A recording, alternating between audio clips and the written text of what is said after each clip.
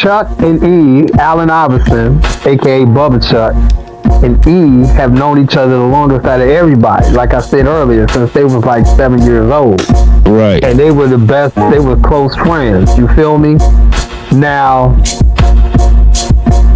when we started Cru Thik and we started formulating from 90 and, you know, me, Plex, then me, Plex, E, the me, Plex, E, and Ra, the me, Plex, E, Ra, and Troy, Catchmore, aka Catch. That's really like the heart and soul. That's like the foundation of Cru Thik. You know what I'm saying?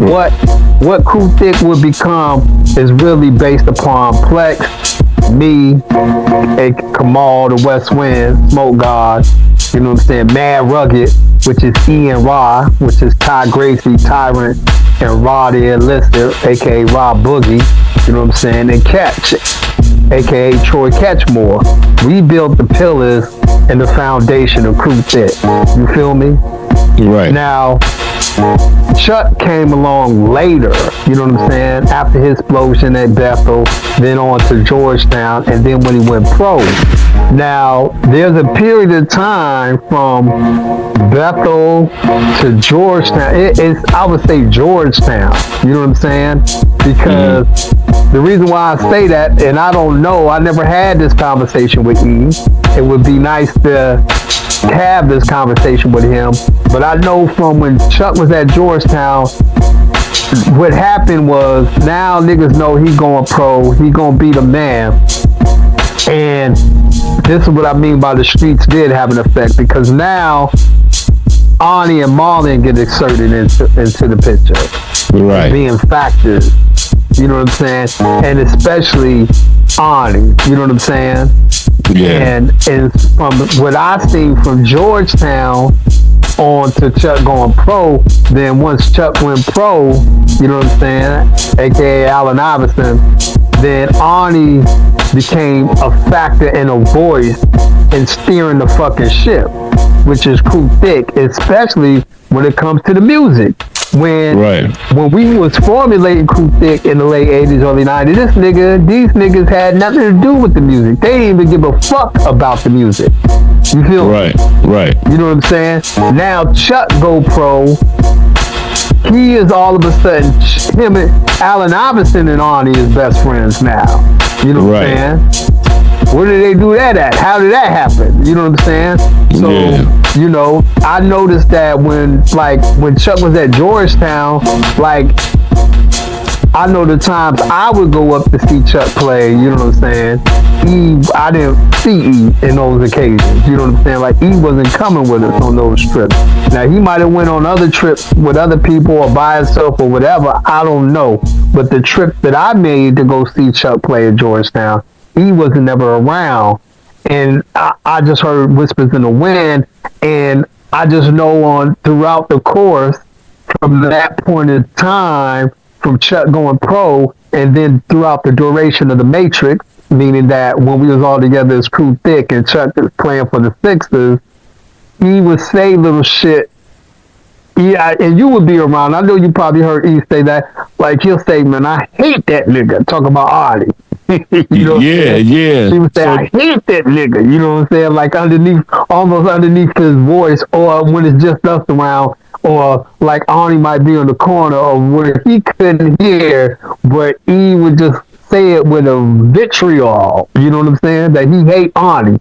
Like they had something. There was something behind that, but what was behind that, I don't know. So I'm asking you this because once again, you were kind of caught in between Chuck because of your relationship with Chuck, and E because of your relationship with both of them niggas. You had close personal relationships with both of them niggas. So how do you know what I'm saying? How, you know, as far as where the hate between E and Arnie was also a factor. I think that's a great point, and I think that is a street element.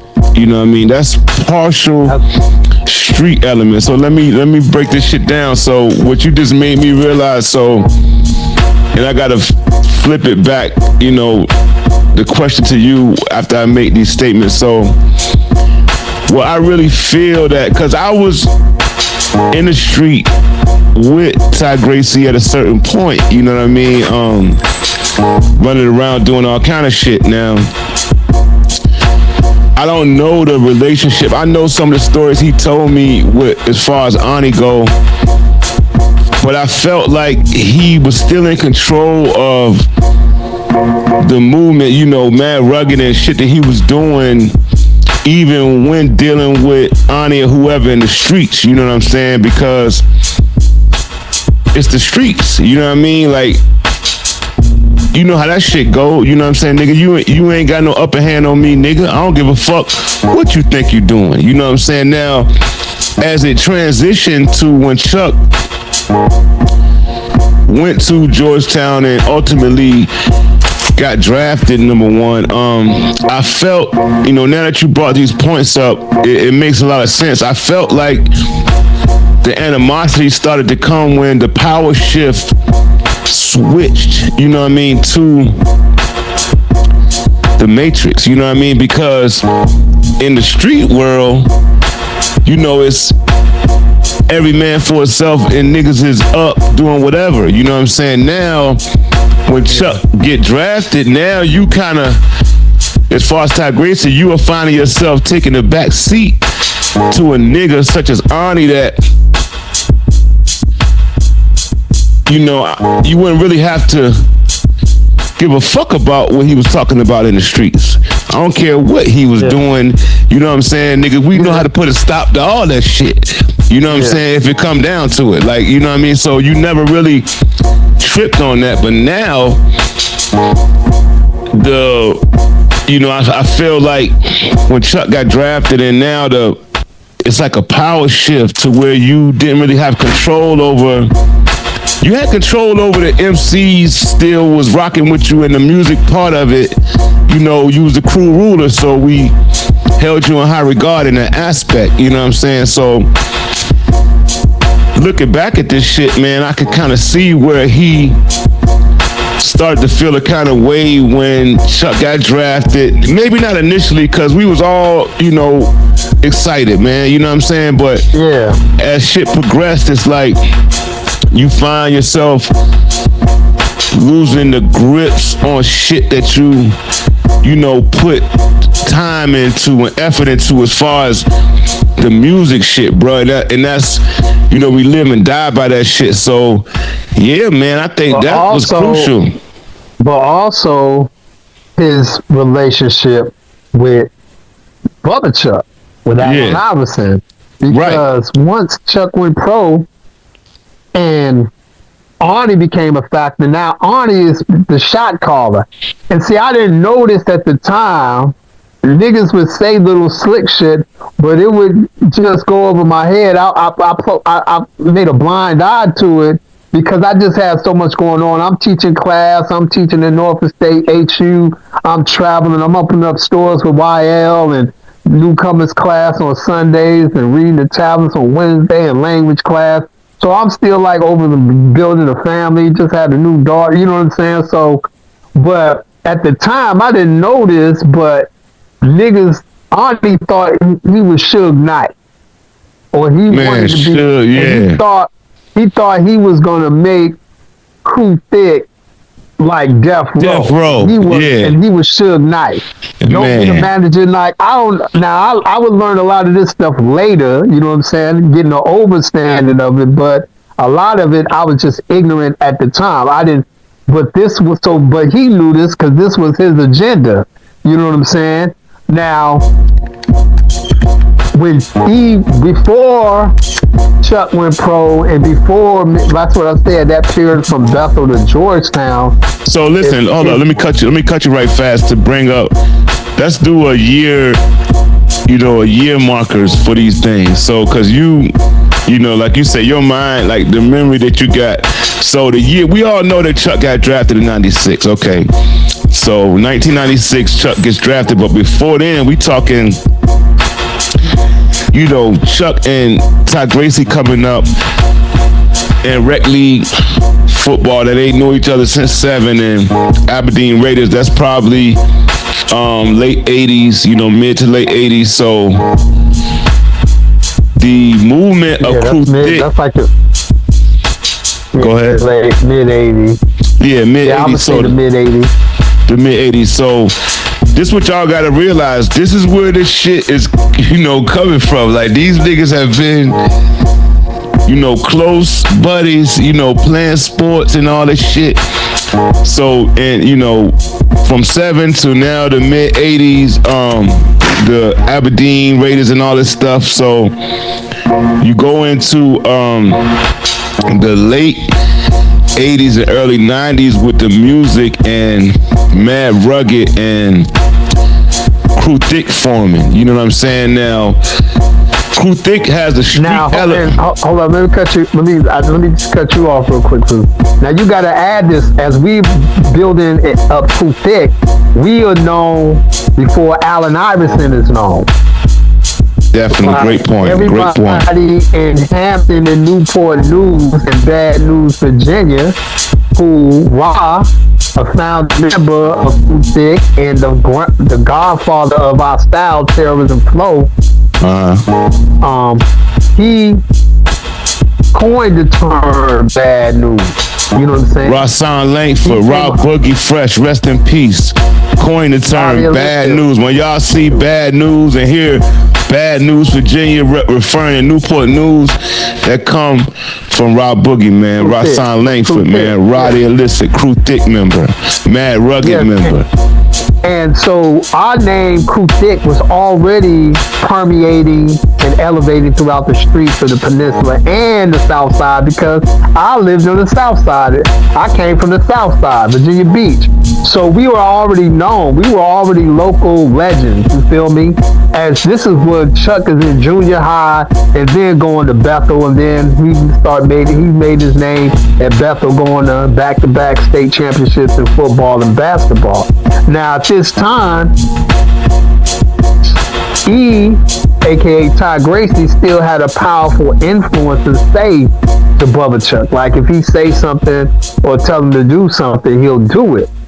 But like I'm saying, between Georgetown, what I seen between Georgetown, especially that last year Chuck was at Georgetown, the 95 going into 96, which he would go pro, you know what I'm saying? That's when I seen the change. And this is when Arnie became more into the forefront and started having more say. And then once Chuck went pro, it was me, obviously you was there, we was having meetings, you know what I'm saying, to where shit get fake. You remember, like everybody know me, I knew everything about the music business from my pops, you know what I'm saying? My pops taught me.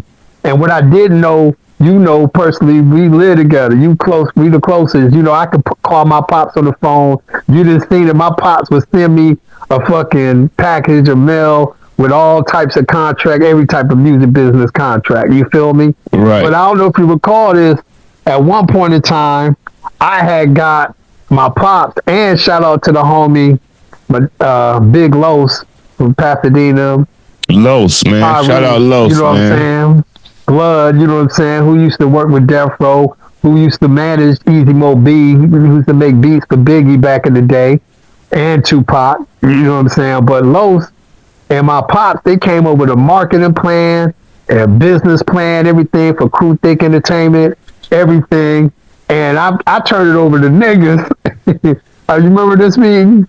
And these niggas was so fake, it got so fake within the crew, that they had all of these niggas as part owners of the label. Right. Yeah, I remember that. Yeah, I remember that. And then they tried to put us, me and you, as just simple artists. Right. God. I was like, what the fuck is this fake ass shit? And I cursed out E and Ra for that, because they are mad rugged. We created this from the beginning. All these niggas is new niggas in Cru Thik, including Bubba Chuck. Right. All these niggas came late in the game, you know what I'm saying? Now, Chuck was a powerful factor and undeniable because of his presence, his aura, and his influence, you know what I'm saying? But this is how fake it got, you know what I'm saying? But I'm saying that to say that E's grasp, hold, control, and influence didn't matter when it came to the business part of the music the music. You feel me? Right. Arnie had soul control. You know what I'm saying? Yeah. And Arnie also had soul control over what Chuck did.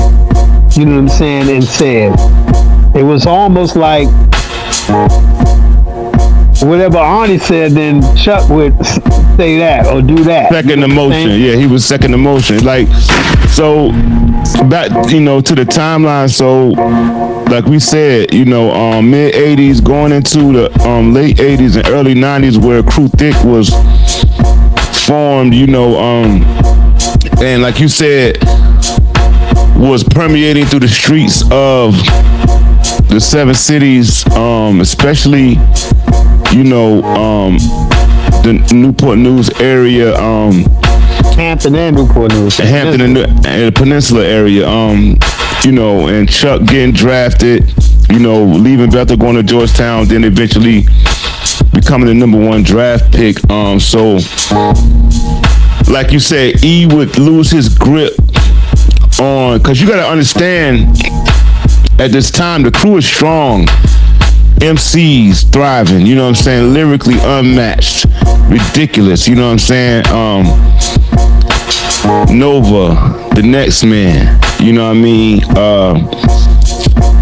Die Hard, which used to be Third Reich. Mad Rugged, we Catch, you know what I mean? The name itself, was respected, at a whole, and feared on a whole nother level musically and, in the streets, but like I said, we elevating to really doing something with this music because now Bubba Chuck is put in a position where that bag has touched down. You know what I'm saying? Now, don't get it fucked up and think that niggas wasn't getting to it before Chuck got drafted. That's not, true.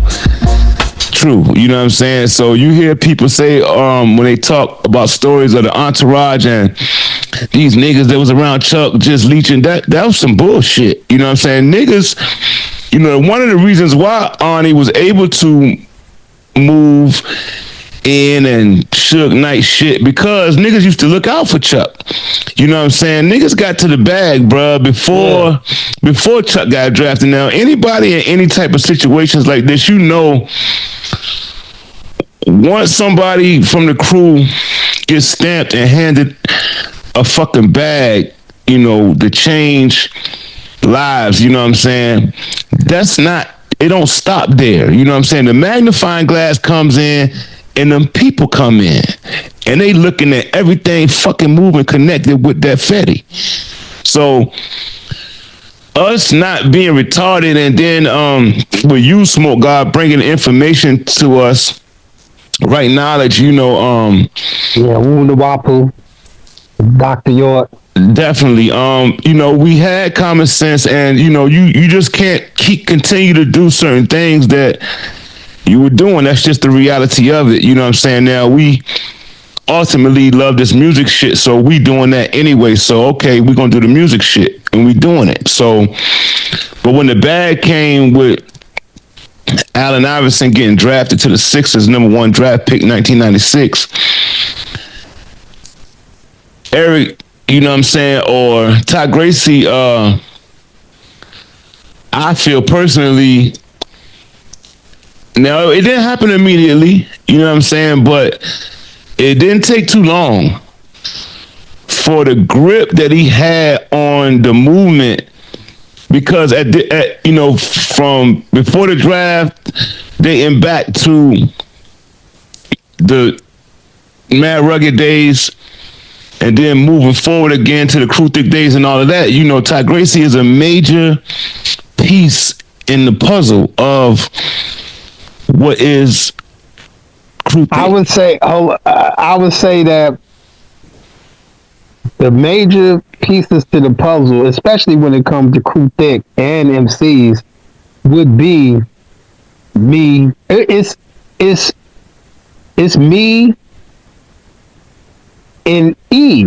You know what I'm saying? And I would have to say Rob because I was there. We formulated most of it, and then Troy came in and helped. Later on. But me, E, and Rob. And I say Rob because Rob is the godfather of our style, terrorism flow. I say that E, far as the creation, the name, the style, the influence, the swagger, the jargon, the everything, the sharpening, like you said, the school of rhymes that we talked about, raising niggas, MC skill, flow, lyrical ability, like every aspect of hip hop, every aspect of MCing, every aspect of Cru Thik, Ty Gracie, E had a part of. You know what I'm saying? Well, no, I say Ty Gracie, of course, you and Catch and Rob. But I'm saying Ty Gracie because this is what we are. Because your relationship with Chuck, like you find like it never was nothing with you as far as feeling some kind of way. You know what I'm saying about Bubba Chuck. You know what I mean? You never presented no shit. So that's why I didn't really. I'm talking about Ty Gracie because he took it personally. You know what I mean? Like once the grip was lost that he felt or he did have. We rolled for E, man, and with the music shit. I mean, like we talked about, with his school of rhyme and the work that we put in. Man, we done tore up these streets and MCs, nigga, from Virginia to Philadelphia to everywhere. You know what I'm saying? So what I'm saying is, because I'm really getting into the loss, the loss of control or the relinquishing or whatever the word I'm trying to say of the power. Like you had to relinquish. Yeah, that's the correct word. Relinquish. Yeah, you had to relinquish. That was the perfect word. Yeah, relinquish the power. Like it's no longer in your hands. To guys that in any other form, like in some street shit that we all know each other from. It'll go a different way if it came down to some shit like that. What? You know what I'm saying? Then the next thing. It's not even a hesitation or nothing. It ain't none of that shit, bruh. You know what I'm saying? Like, so I felt like that was a major factor in the breakdown of two childhood friends, bro, that really rock with each other, you know what I'm saying? But one has a dream or an aspiration to be, take this music shit over. The other, his dreams came to fruition. He made it. And not only did he get drafted number one, he took the basketball shit over and ultimately became a Hall of Famer, man. You know what I'm saying? And a cultural icon. A cultural icon, you know what I'm saying? Just a great athlete, man, and just a personality that people look up to and love around the world. You know what I'm saying? So I felt like it's not like he didn't, it's not like Ty Gracie didn't want that to happen. I know that he rooted for his bro. Like, that's not what I'm saying. I felt like the frustration or the miscommunication came because of things changed so much when that bag came, man. And I could just recall so many different situations, bruh, with these guys and just the meltdown. I know, it's one, and it affected all of us. You know what I mean? It affected all of us because, I can't speak for Ty Gracie, but I know we had plenty of conversations, man, about this shit. You know what I mean? And I know he felt a certain way as far as his whole image and likeness and swag, for lack of a better term, for the youngins being took right up, from under him and just put on a stage to where it was no compensation for that shit, bro. Like, because ultimately, nigga, we got families to feed. Niggas got kids and shit. You know what I'm saying? So I know that walk away from the street. Yeah, you got to walk away from your goddamn from your bag. You know what I'm saying? To protect Allen Iverson. Yeah, you got to. What he got going on. You got to. So let's do this. Let's see what Ty Gracie might have. And I know some of this shit to be a fact, but I'm gonna just say might, you know what I'm saying? Because he ain't here, right? Doing this conversation right now, but I know that's true. You know what I'm saying? And hey, man, that's a hard pill to swallow. Especially when you already built a certain kind of way. You know what I'm saying? So this is really not it, man. Like, you happy for your homie, but the shit that you want to do and we trying to do, it's like now you don't got no control over that shit to niggas that don't know nothing really about this shit. You know what I'm saying? Like, And never cared. And never cared. You know what I'm saying? We lost niggas behind this shit, bro. It's niggas that's fucking flowers growing over them behind this shit, man. Like, so not to say that, those guys don't care about those individuals as well, but it's just they definitely didn't care about one, right? Because they hated Bloody Red. Yeah, Bloody Red, yeah, definitely. They didn't fuck with Bloody. They hated Swill, right? And that's because of some street shit. Because my little homie was getting money more than them, right? You know what I'm saying? They couldn't have the plug connect, and so now when the tables turned and Chuck went on, now they got the connect, which was Allen Iverson. You know what I'm saying? Yeah, and I feel that. So they used that, specifically Arnie and Marlon.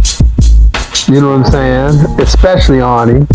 But Arnie and Marlon, you know what I'm saying? I'm just keeping it real. And I still got love for niggas, you know what I'm saying? But truth is truth, you know what I'm saying? They used that was their vitriol, you know what I'm saying? So it's sort of like, you know how you hear like a lot of the police officers that be beating up blacks and killing blacks or fucking niggas up in the street because when they was in high school, they used to get bullied, you know what I'm saying? Yeah, and then, exactly. They used to get bullied or they used to get the shit carried out of them. So then now, they get in the police force, now they got a badge, now they got some type of power. Then they try to inflict that upon those who they felt a certain way about. And that was part of the scenario that was happening, you know what I'm saying? With these individuals, now they got power, now they got say-so, and Chuck stamped it, you know what I'm saying? He gave them the green light. That's the key. Chuck gave them the green light to do, to say and do any and everything. And he followed suit, you know what I'm saying? Yeah, so if Chuck would have said no or nipped it in the bud, the whole outcome of our legacy would have changed, you know what I'm saying? But that didn't happen. That didn't happen. Yeah. You know what I'm saying? So now you have, 96, okay, the draft. Moving forward now, it's opportunities that presented themselves and that will come about through the years leading up to, things that we have talked about previously on previous episodes, such as the Virgin meeting. It was different things that transpired. One of them being the recording of the Iron Curtain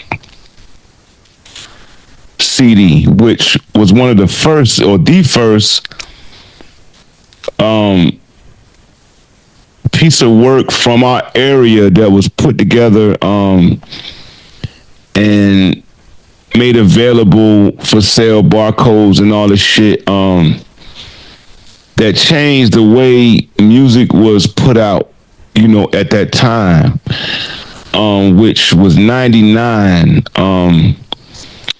when the Iron Curtain CD was recorded. Now, during this time... But nah, it was recorded from 93. Well, I mean, put out. We put it out. Yeah. You can put it out.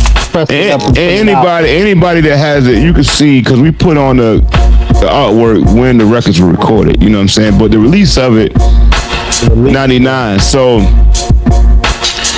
during this time was one of the first times that this, volatile relationship between Ty Gracie and Allen Iverson would kind of reach a all-time high.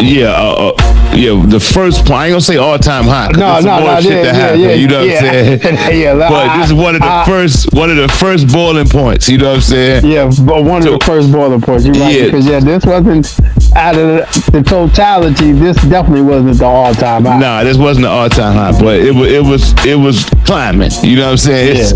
It's a couple of first steps on the ladder. You know what I'm saying? So. Now, during this time, Rahsaan and Bubba Chuck, or Allen Iverson, Rahsaan being Rahsaan Langford for the Mad Rugged. Now, Rahsaan and Ty Gracie, had Mad Rugged, and they were well ahead of their time, advanced with this music shit, man. As just like the crew was, like. They was doing shit already. They was, moving around with Rat Daddy, you know what I'm saying, and Plex, doing shows and killing shit, you know what I'm saying. And Rahsaan, as I recall, him and Bubba Chuck was really kind of getting close and hanging out and shit like that, to where Rahsaan was more on, I guess, I don't know. Maybe you do. I know Chuck was. This is where I hate, and it breaks my heart. Well, let me finish what I'm gonna say, so you can say this. So, I just remember Rob Boogie was born during this time. Like, Rahsaan was rather illicit. You know what I'm saying? Mad Rugged. During this time period, J.D. Walker. During this time period, Rob Boogie was born, and the attitude, you gotta understand, these are guys that is not playing with you, bro. We wasn't them people to be fucking around with, dog. Like, so to go from that to Rob Boogie fresh, and now you got a new outlook on what it takes to be successful. Now, I'm not saying that was wrong or, didn't work or wouldn't work, but it was just the blow. Like, I felt that E felt when he was on that shit. It was like Rob Boogie and, being commercial. You know what I'm saying? Because now you got to understand, eventually, Ty Gracie was born from Tyrant the Crew Ruler. Rocky Dennis was danger. You know what I'm saying? Fucking Mike Myers became Virginia Slim. I mean, we all got them the West Wind, Smoke God. So Rob Boogie, was he wrong? I don't think he was, because, nigga, you see all the, we eventually caught up to that shit. He was on that shit from early, though. And it was a hard pill to swallow. So I felt that Ty Gracie felt some kind of way, you know what I'm saying, when they would chop it up, or he would tell him, like, nah, nigga, we got to do this, and this, and the split happened. That's how. But before the split happened, before that, that's what I'm saying, because you mentioned us releasing the Iron Curtain, the gimmick's over in 99. Well, that's what I mean. Well, that's how the split happened. In 99. Nah, the split happened because of the other circumstances with Tyrant, Ty Gracie, Allen Iverson, and Depp, aka Potty B. Oh yeah, that's what the split was over, right? And it was a civil war, and we decided to go with E-Way. Yeah, we went with Ty Gracie. Yeah, we went with Ty Gracie, and then we put out the Iron Curtain. Well, and that's what I mean, like the Ty and Raw chose to go with Chuck by itself. Yeah, Rob went with Chuck. Ra is the only, if you listen to the Cru Thik album, The Gimmick's Over, Past Due, Last Stepper, Ra is the only MC that is not on the album because he chose not to be on the album. On the Gimmick's Over, there's a record called Grudge Match. Right. Which is just Tyrant, Ty Gracie. Right. But actually, that song is called Grudge Match Elimination Round. Right. And it's a Mad Rugged song where Ra is the elimination round. But he didn't want his part on the album. And we still loved and respected Ra. And we just chose out of respect not to put it up there. You know what I'm saying? Because even though he went with Chuck, we still was going to represent him sort of like how we did with E on the Killer tape. Like, we mad at you and we going at you. Still represent you. You crazy. You know what I'm saying? Yeah. But I'm saying to say that before them, that, like you said, that was the first boiling point. That's the correct term. Because at that point, Mad Rugged, E and Ra was synonymous. Like, everybody knows him as Ty Gracie or Tyrant, but his name is Eric or E. You say E and Ra. E and Ra, they were inseparable. You couldn't find one without the other. They were like Siamese twins. They were like joined at the hip. You feel me? Yeah. Until this point that happened over Mama J's house with Potty B, Chuck, and goddamn that situation and then now they were separated, and that was the first time that E and Ra wasn't talking. Yeah, they wasn't on the same page. Right. I was the only one out of the crew that was still talking to Ra. Back to this relationship with Ty Gracie. I'm saying that's the boiling point to where E and Ra separated, but also E and Chuck. Because he got a relationship with both of these niggas. Right. You see what I'm saying? But E and Ra separated over something, just Ra choosing Chuck's side. But the circumstances that happened that night over Mama J house is between E and Brother Chuck. You know what I'm saying? And it got volatile. You know what I'm saying? You know what I'm saying? Right. You know what I'm saying? So this is a pivotal point in their relationship. You know what I'm saying? And a pivotal point in the Cru's,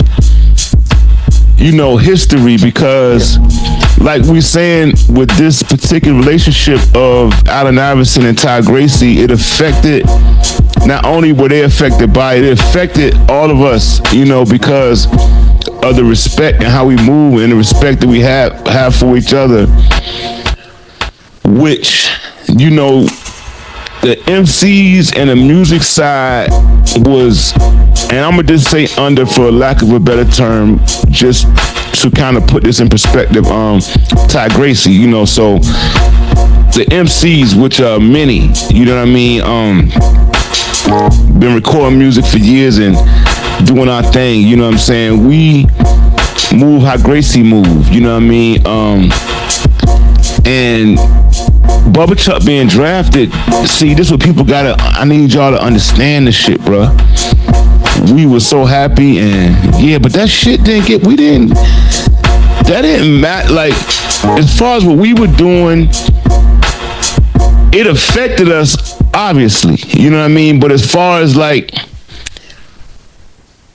we didn't give a fuck. Like, man, we was on a mission, you know what I'm saying? Then we had to put these pieces together on how we gonna continue this mission. That's where the frustration set in when that happened, and I felt that E and Chuck relationship started to waver during this time because, like we both said, the control was relinquished. It was handed over. It was, to people that might have, been a factor in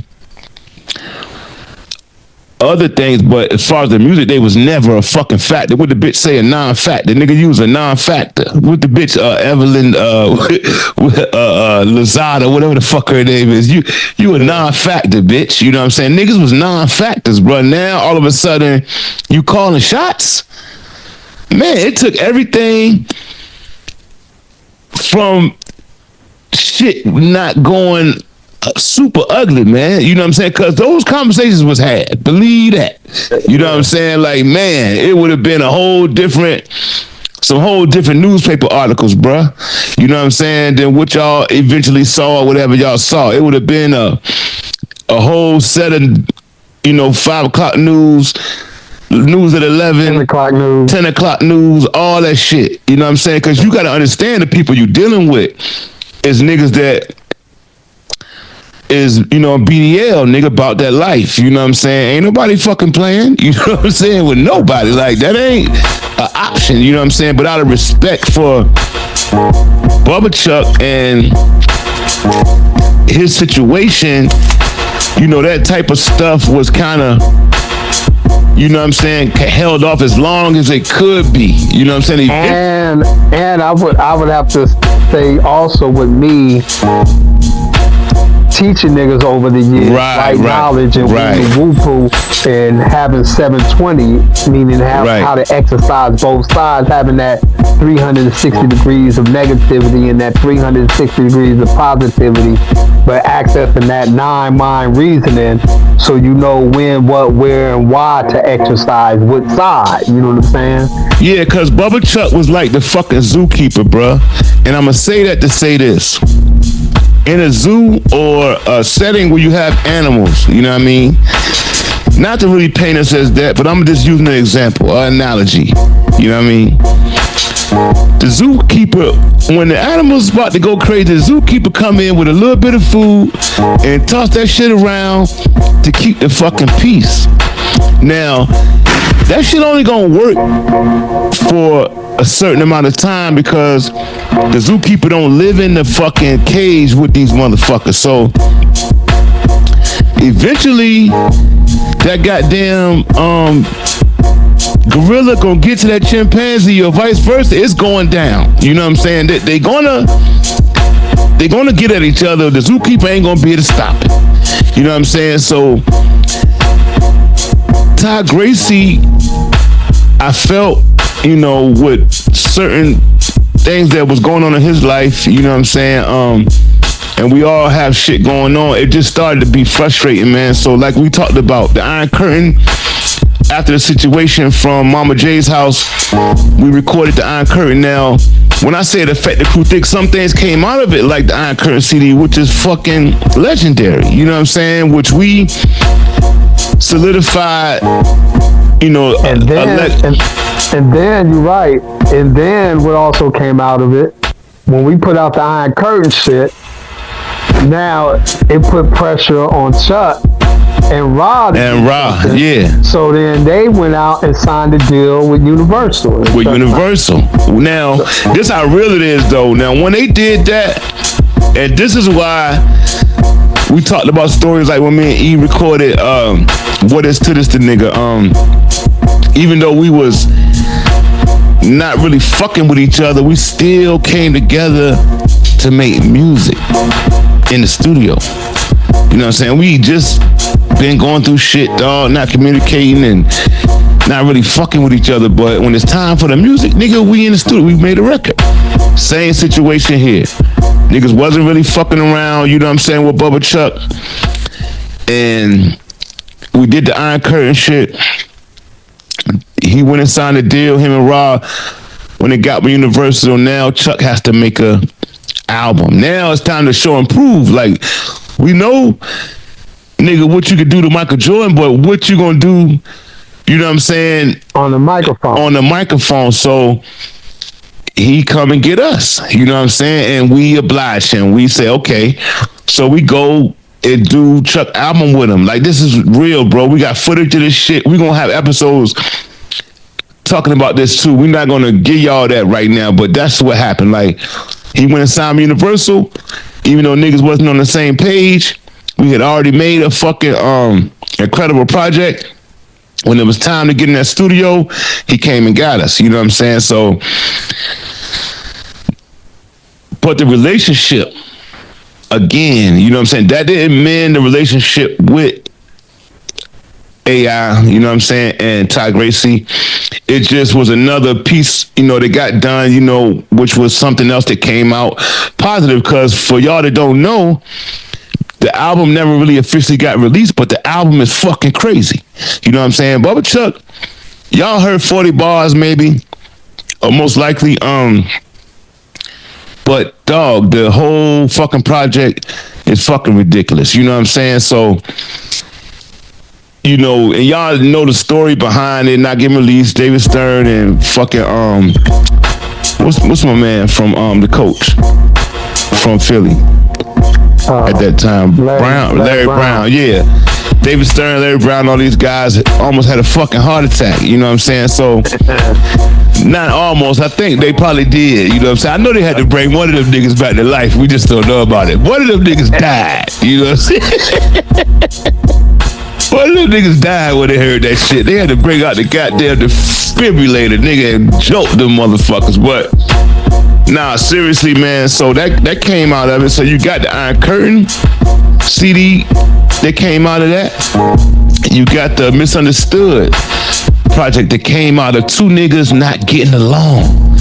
So now you ask yourself, well, maybe they don't need to get along because we got all this, you know, music getting made. But in reality, nah, man, it had an adverse effect because, you know, it just never was the same. You know what I mean? Like, they never really, and I really still, to me, I don't know. I know it's certain situations, man, personal shit that I'm not gonna get into that, you know, shit that was said, you know, because you gotta understand, like, I'll be with both of these guys, you know. I'll be with Ty Gracie, you know.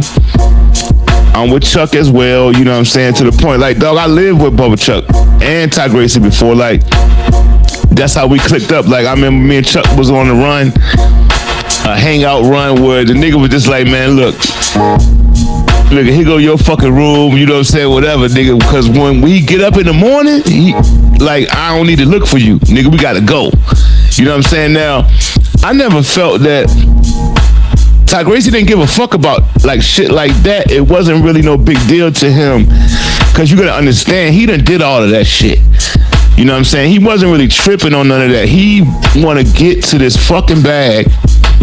The shit that Chuck, you know, will have you doing, yeah, it's cool and you doing all kind of shit, but when Ty Gracie wanted to get to the bag, to get to the music, to get on. He didn't care about, he wanted to be able to take care of his family and be chilling. Now, he don't get it twisted. He liked nice things. He wanted flaws, but he wanted to be recognized as the greatest or one of the greatest MCs ever, and fucking plant his fucking flag on the planet. You know what I'm saying? But he needed the bag to do that, and Chuck was supposed to facilitate that.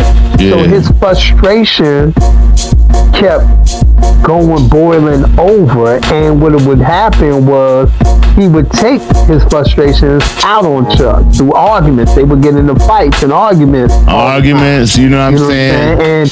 And they would say shit, you know what I'm saying? So each argument is shit that nigga would say to a nigga that a nigga can't take back. Yeah, you can't take back some shit. And so then their relationship going from being best friends, their grandmothers knowing each other on their deathbed together, you know what I'm saying? Grandmothers knowing each other since 7, Pee Wee football, Aberdeen Raiders, best friends, to now it's just a total divide and y'all just coexisting. Man, listen, I'm gonna tell you this. That's what it felt like to me. Nah, that's what it was, man. It got bad, you know, even during the time, like, okay, so we talked about, you know, we went through the Iron Curtain shit released in 99, then Bubba Chuck Universal Project was in 2001, 2? It was 2000. It was in 99. We started working on that at the end of 99 going into 2000.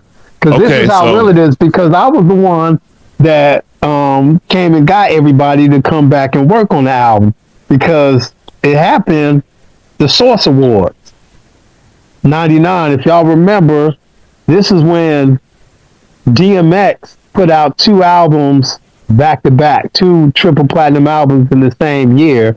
And at that particular Source Awards, he got the Artist of the Year or award, and Chuck gave him that award. And it was the first award, and Chuck came out on stage, and the first thing out of Chuck's mouth was Dynasty Raiders.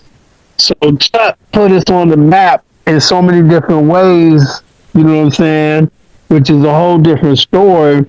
But the first word before he mentioned DMX, gave him the award, said anything about DMX, he said Cru Thik, Dynasty Raiders, Allen Iverson. You feel me? Right. Now, after the morning after, he called me 7 o'clock in the morning, Allen Iverson, but Chuck, and wake me up.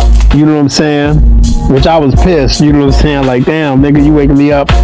And Ian Roz together now again. He was like, yo, I'm like, you know, he was like, yo, Ian Roz is upstairs. Their room is upstairs. And he walked upstairs, and then we all on the phone chopping it up and shit. They tell me about the wars, but then they telling me like, yo, nigga, we got to work on this album. You know what I'm saying?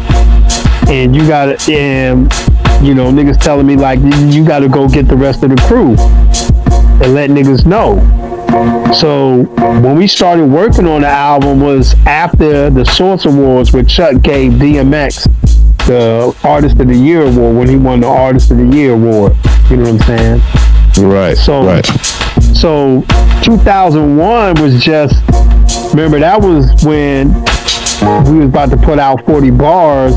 Because remember, for the first few years, we could only work on the album like during the summertime. You feel me? Right. During the season, we couldn't really fuck with the music because Chuck could be focused on the season, playing NBA basketball. You feel me? So we would, if we didn't, depending on how much we got done, if any, we would have to wait till the season is over with for like the spring or summertime, depending on if he made the playoffs, and then we would work on the album. You know what I'm saying? Yeah. And because of so much partying and bullshit in between, the Matrix, that's why we named it the Matrix, that it wasn't just like, oh, we would just lock ourselves into the studio for days or weeks or months at a time to record the album. No, it was a fight within itself, getting niggas to stop trying to suck and fuck and party and bullshit all the time to work on the album. I remember one particular incident. I was in Philadelphia with Ty Gracie, and he was recording this project. You know, Chuck had put up some bread for a budget, and people were sticking their hands in the pot some kind of way, and the money wasn't really reaching to us, you know what I mean, for the shit that really needed to be done with the music. So one night, it was about 2 in the morning. I think me and E came from the studio. It might have been 2 o'clock or 2:30 in the morning, and E was texting this nigga Chuck, because he was telling me like, man, where the fucking money? Like, he got bills and shit to pay. Niggas living in Philadelphia, he got apartment, he got his kids, you know what I mean? Like, real shit. And it's a budget, you know what I mean, for this type of stuff, but he couldn't get his hands on nothing, so he texting Chuck directly. One thing about this nigga Bubba Chuck, he ain't never get too far gone to where, you know, he won't pull up on you, bro. Like, for talking crazy, like this nigga, like he didn't give a fuck about all that superstar shit at certain times. Like, nigga, you gonna see him. Like, so this nigga E is texting Chuck.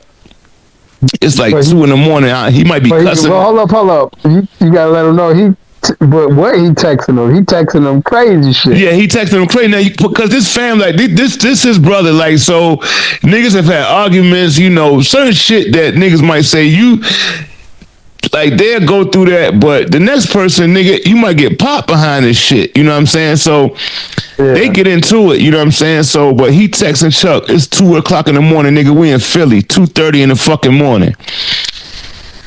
He got a fucking loft or some shit in Philly. Like, it might be not far from Temple. You know what I'm saying? Where the nigga was staying at. But so he texting Chuck. You know, like, nigga, I need this fucking bread. I gotta take care of some shit. You know, whatever the fuck he's saying. I don't know if he texting him thinking that Chuck gonna get back to him in the morning. Cause it, you know, in the regular morning, it's 2:30, so it's really still considered nighttime, but he texting this nigga, me and E sitting in the fucking apartment and shit, right? So, nigga, like 20 minutes later, you hear fucking boom, boom, boom, boom at the door and shit. Nigga open the door, it's fucking Bubba Chuck. This nigga coming there and like, yo, he by himself, my nigga. It's 3 o'clock in the morning in Philadelphia. This nigga, Allen Iverson, shows up at this nigga apartment by his fucking self with a pocket full of money. When the nigga opened the door, when Ty Gracie opened the door, Chuck pockets is stuffed with money. You know what I'm saying? This is 3 o'clock in the morning in Philadelphia, and I know the nigga was driving one of them fucking Bentleys, you know what I'm saying? So he pulls up at 3 o'clock in the morning, you know what I'm saying, knocking on the fucking door, boom, boom, boom, you know what I'm saying? He opened the fucking door. I'm in there sitting on the sofa and shit. He opened the fucking door and that nigga Chuck come in like, yo, nigga, what the fuck wrong with you? Why you texting me? You know what I'm saying?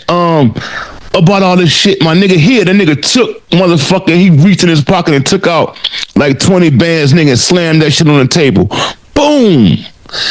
I just seen $100 bills flying every fucking where on the coffee table and shit, right?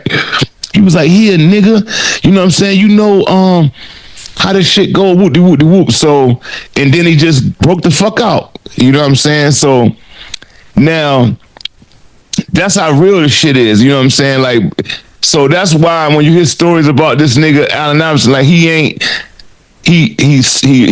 real as it's gonna get, bro, when it comes to certain shit. Like, this nigga came over there by his goddamn self, threw the fucking money on the table, nigga. So I'm sitting over there now. I had been on the road with E. I've been fucked up. Like, I ain't even tripping. I know, because it ain't my turn. I'm not up yet. It's E, the first artist, you know what I'm saying? So all the shit I'm doing is just really supporting him. Yeah, I'm on some records. I'm traveling around. But, nigga, I ain't been home in months. I've been fucked up. We going to the Bronx, nigga. I'm zeroed out. You know what I'm saying? We in Cali. You know what I'm saying? I told y'all the Little Richard story, nigga. We out there taking food. The nigga charging in the Little Richard room, all type of shit. But the nigga Chuck came over there and threw that fucking money on the table. It was nothing but $100 bills, my nigga. And this is where I was tripping, because the nigga E, because I've been with him, you know what I'm saying? This nigga gives me like $40. Like, he was, I don't even know where the 20s came from, because it won't no 20s. You know what I'm saying? I'm like, what the fuck? So I said, this must be for the green, nigga. I call the nigga with the smoke, like, yo, bring us something to burn, you know what I'm saying? But that's just like one of the situations that I remember that happened, because they would get into it, man. And now I do want to say, you know, Chuck knew me and E relationship, you know what I'm saying, as far as this music go, you know, that's my dog. And but if he was, you know, into it with E, he never hold that against me or treat me differently because of that. You know, that's why I was frustrated with the shit. Never treat none of us different. None of us different. Yeah, none of us different. Yeah, but that's why that, right, and that's real, and that's why neither one of them actually. Both right. Yeah, they didn't give a fuck. Yeah, like if they knew that if Eve knew we was fucking with Chuck, he didn't trip on us for that. You know what I'm saying? So, and vice versa. And vice versa. Yeah, you know what I'm saying? So that's why that was the good part. They kept their beef between them. You know what I'm saying? Yeah, they did do that. But it's still, like you've been saying this whole time we've been talking, it still had an adverse effect on us. The collateral damage affected all of us at the same time. Right. You know what I'm saying? Yeah, real shit. Yeah, but it was just, you know, through the years, man, I felt like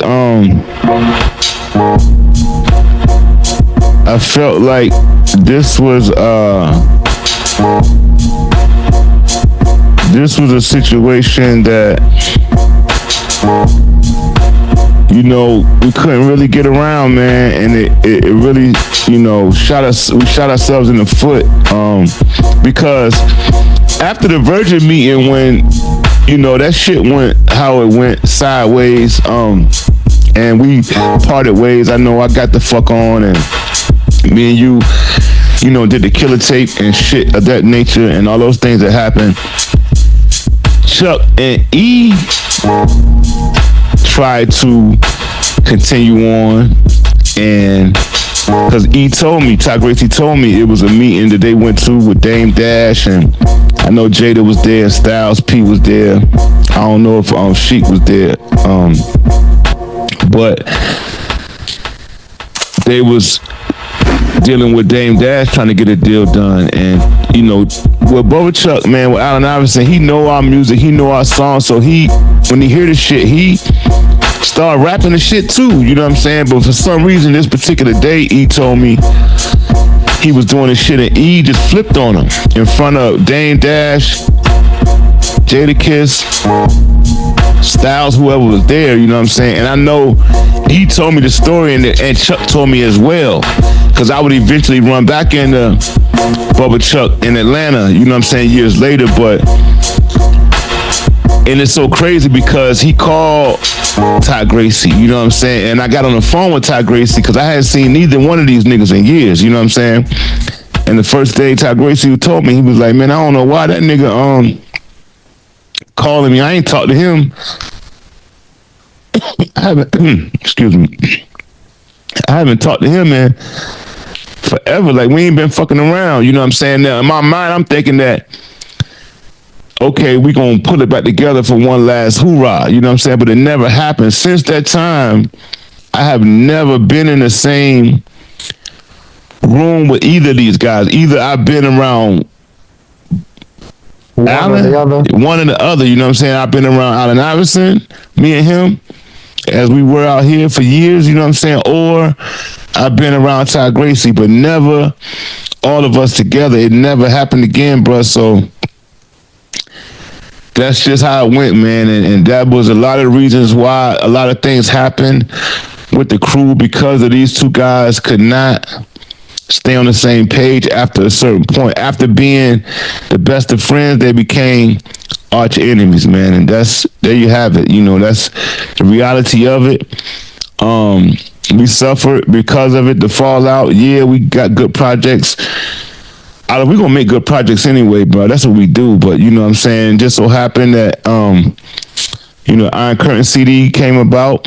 The Misunderstood project came about. You know, we've been doing our thing since then, but it just never could connect, man. And that's what happened. You know what I mean? With those guys, I mean, even to this day, you know, in the last we did an episode, I think it's the Rifles on Deck episode, where y'all could check out a record that me and Ty Gracie made about 3 or 4 years ago, that kind of rehashed some issues. It was the video, not the song. It was the video.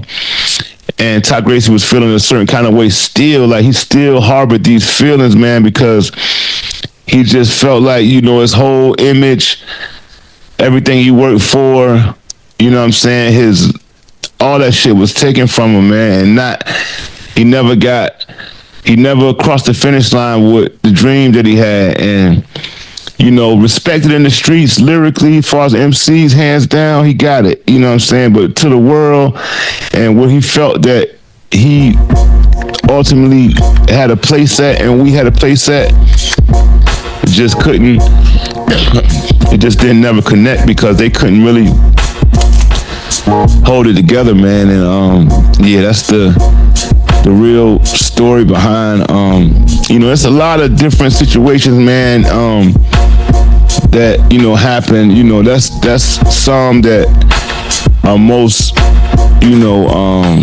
prevalent and that we can, you know, talk about. But it was just a lot of conversations or things that happened, you know, once Chuck went pro, man, and he lost that power, man, that he once held as the crew ruler.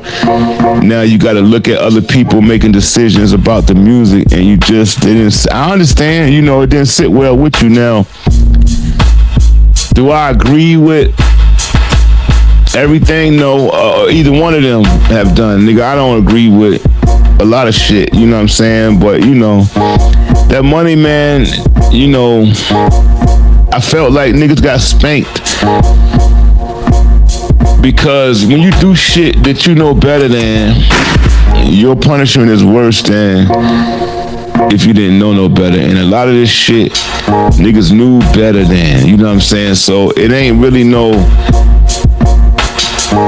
you know, no way around it. It's like, yeah, okay, you know this happening, but you got the overstanding, or you have the information to deal with it, but dealing with it any other kind of way, you know what I'm saying, is going to bring out these results, man, to where that finish line wasn't crossed, bro, together, or, you know, Cru Thik just never panned out musically to the world or lived up to the potential because of egos and differences that could not be worked out, bro, reconciled, you know what I'm saying? So with that being said, man, this has been another episode of Hard Rapp Cafe with my brother Smoke God. And yeah, y'all stay tuned in, man. The Cru Thik story, man, it's a hell of a story. We're gonna continue to bring y'all, you know what I mean? Scratching the surface. Yeah, we still scratching the surface now. In upcoming episodes, we will be tapping in with other crew members, and you know, we haven't even got into, you know, we're gonna bring y'all through the recording process of, you know what I'm saying, the Iron Curtain gimmicks over, passed through the Last Supper, as well as Misunderstood, you know, the Allen Iverson project, you know what I'm saying, that was never officially released. There'll be upcoming interviews with, you know, some of the individuals that, you know, were a part of this. So y'all just stay tuned in, man. We appreciate y'all, man. And that's been another episode of Hard Rapp Cafe.